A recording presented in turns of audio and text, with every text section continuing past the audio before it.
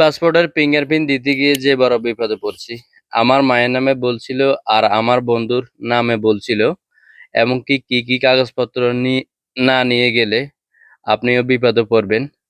এই পাসপোর্টের পুরা জার্নিটা আজকে এখানে বিস্তারিত বলবো। ভিডিওটা ধৈর্য ধরে দেখবেন। একটু লম্বা হলো আপনার উপকার আসবে। আপনি যদি ফিঙ্গারপ্রিন্ট দিতে যান তাহলে আপনি এই বিষয়গুলো জানে রাখলে আপনার অনেক বড় উপকার আসবে। এই পাসপোর্টের ডেট ছিল শুক্রবারে সকাল 8টা বাজে। শুক্রবার শনিবার এই 2 দিন নিবে। আমি তো সৌদি আরবে দোকানদারি করি। দোকান রাত্রে 11টা বাজে বন্ধ করে চলে গেলাম। ওখানে গিয়ে পৌঁছলাম 12টা বাজে। 12টা বাজে গিয়ে দেখি বৃহস্পতিবার সকাল 10টা থেকে মানুষ সিরিয়ালে ওইখানে আছে, অবস্থান করছে। ওইখানে এক বাঙালি ভাই টোকেন দিচ্ছে। আমি টোকেন নিলাম। টোকেনে আমার সিরিয়াল নম্বর পড়লো 459। সবাই টোকেন নিতেছে। 1500 লাগাতে টোকেন হয়ে গেছে। সবাই টোকেন অনুযায়ী চলতেছে। সুন্দর একটা নরমাল পরিবেশ। সকাল 5টা যখন হয় তখন অনেক লোক নতুন করে আসছে, তারা টোকেন পায়নি। তারা গেটের সামনে অবস্থান করছে। সকাল 5টা থেকে একটা গন্ডগোল হওয়ার একটা সম্ভাবনা বাড়ছিল। যারা টোকেন নিচ্ছে তারা সিরিয়াল বাই সিরিয়াল, যে বাঙালি ভাই টোকেন দিছে, এক সিলেটি ভাই ছিল, সেই এই টোকেন অনুযায়ী সবাইকে দাঁড়া করাচ্ছে।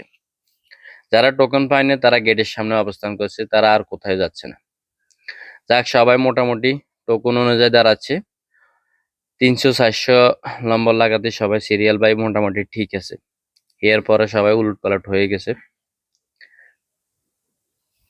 উলটপালট হয়ে যাওয়ার পরে সকাল 8টা বাজার পরে পুলিশ আসছে। পুলিশ আসার পরে যারা গেটের সামনে আছে তাদেরকে সরানোর চেষ্টা করতেছে, তারা সরতেছে না। পুলিশের গাড়ি এসে 2টা। পুলিশ বলতেছে আমাদেরকে যদি আগের দিন রাতে বলতো তাহলে আমরা সবকিছু ঠিকঠাক করে, তাহলে এত বড় ঝামেলা হতো না।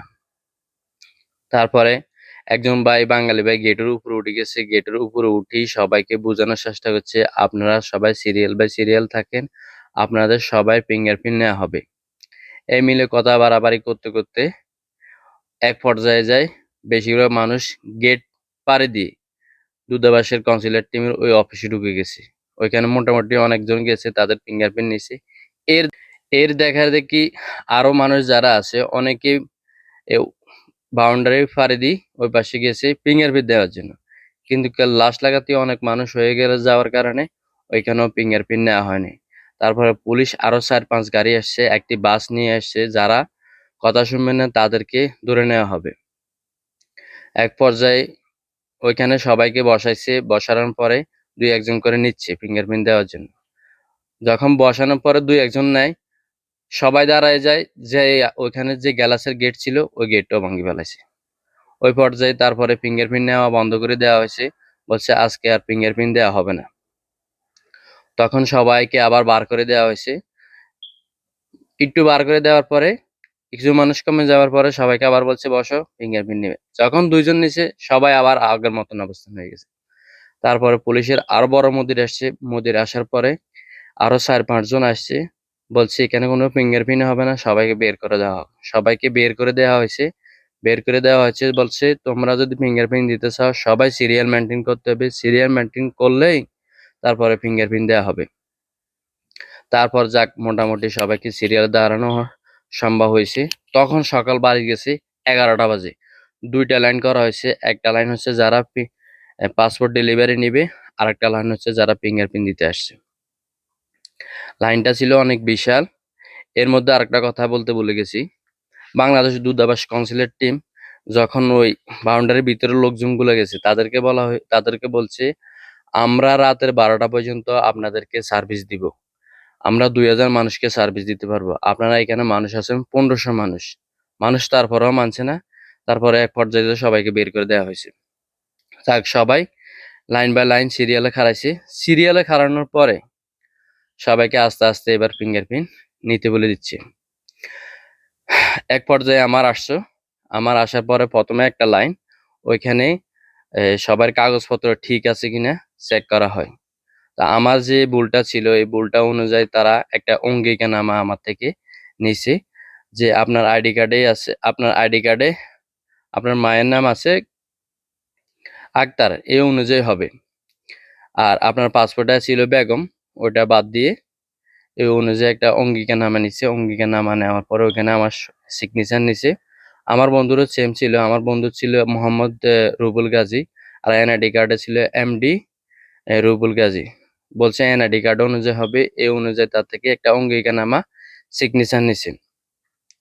আরেকটা ভাই কি করছে কি, আগামার ফটোকপি নেয় না, যেখানে আমাদের 210 রিয়াল করে রাখছে তাকে বলছে 520 রিয়াল দিতে হবে। যে কাগজপত্রগুলো যদি আপনারাও না নেন তাহলে আপনাদের এরকম বিপদ হবে। অনলাইনে আবেদন করার ফটোকপি, অনলাইনে যে ই পাসপোর্টের আবেদন করছেন ওটার ফটোকপি, আপনার আকামার ফটোকপি, আপনি যদি এনআইডি কার্ড দিয়ে আবেদন করে থাকেন এনআইডি কার্ডের ফটোকপি, অথবা যদি জন্ম নিবন্ধন দিয়ে আবেদন করে থাকেন জন্ম নিবন্ধনের ফটোকপি, আপনার পাসপোর্টের ফটোকপি, এই কাগজপত্রগুলো লাগবে। আপনার মোবাইল নম্বর কাগজের পিছনে লিখে রাখবেন।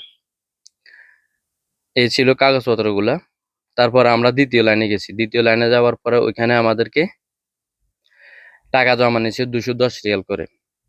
পরবর্তী দ্বিতীয় লাইনে আমাদের সবাই থেকে ফিঙ্গারপ্রিন্ট নিছে। ওইখানে অফিসারকে বলা লাগছে যে আমার মায়ের নাম ভুল আছে, এটা ঠিক করে দেন।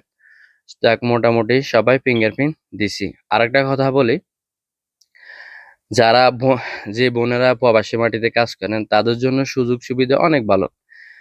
মহিলারা মনে হয় 10-12 জন আসছে, সবাইকে ফিঙ্গারপ্রিন্ট দিয়ে দিচ্ছে, কোনো সিরিয়াল দাঁড়ানো লাগছে না, তারা একবারে কম। একটা কথা আছে না, মহিলা পাস্ট। এই ছিল আমার ফিঙ্গারপ্রিন্টের জার্নি। আর আপনারা আরেকটা কথা মনে রাখবেন, যারা সাদা শার্ট পরে গেছেন তাদের কিন্তু সাদা শার্টের কারণে সমস্যা হয়েছে। অনেক বাইকে আমার নিজের শার্টও খুলে দিছি, সে সাদা শার্ট পরে আসছে, আমার শার্ট পরে তারপরে তার ছবি তোলা হয়েছে। এই ভুলটাও আপনারা করবেন না। এই ছিল জার্নি। আর সিরিয়ালে দাঁড়ানোর কথা বলতে গিয়ে সিরিয়ালের লাইন এত বড়,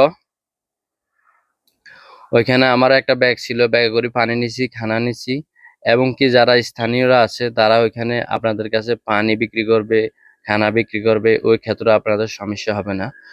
ওই আপনারা একটা ছাতা নিতেন পারলেও নিয়ে যাবেন, আর না নয় ওইখানেও ছাতা কিনতে পারবেন। একটা ছাতা কিনে রাখলে মাথা চক্কর আসে গরমের কারণে। আশা করি আপনারা বুঝতে পারছেন এই জার্নিটা কতটা কঠিন ছিল। সবাই ভিডিওটা শেয়ার করে দেবেন অন্য বাইকে দেখার, ফলো সাবস্ক্রাইব দিয়ে পাশে থাকবেন, আপনার মতামত কমেন্টে জানাবেন। আসসালামু আলাইকুম রহমতুল্লাহি বারাকাতুহু। এখনো ঘুম আসতেছে চোখে, সবাই দোয়া করবেন।